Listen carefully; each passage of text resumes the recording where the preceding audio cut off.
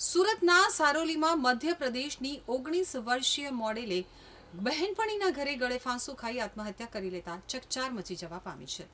મૂળ મધ્યપ્રદેશમાં શિવપુરીના વતની અને હાલ સારોલી પાસે કુંભારિયા ગામમાં આવેલ સારથી રેસિડેન્સીમાં 19 વર્ષીય સુખપ્રીત લખવિંદરસિંહ કૌર અને અન્ય 3 બહેનપણીઓ સાથે રહેતી હતી।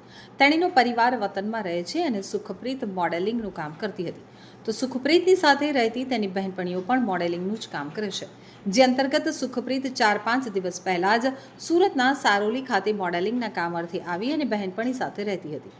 દરમિયાન શુક્રવારે બપોરે ઘરે બેડરૂમમાં છતમાં લગાવેલ પંખા સાથે દુપટ્ટો બાંધી અને ગળે ફાંસો ખાઈ આપઘાત કરી લીધો હતો, જ્યારે તેની સાથે રહેતી બહેનપણીએ સુખપ્રીતને લટકેલી હાલતમાં જોતા સમગ્ર ઘટનાની જાણ થઈ હતી, તો બનાવ અંગે સ્થાનિક સારોલી પોલીસને જાણ કરવામાં આવી હતી।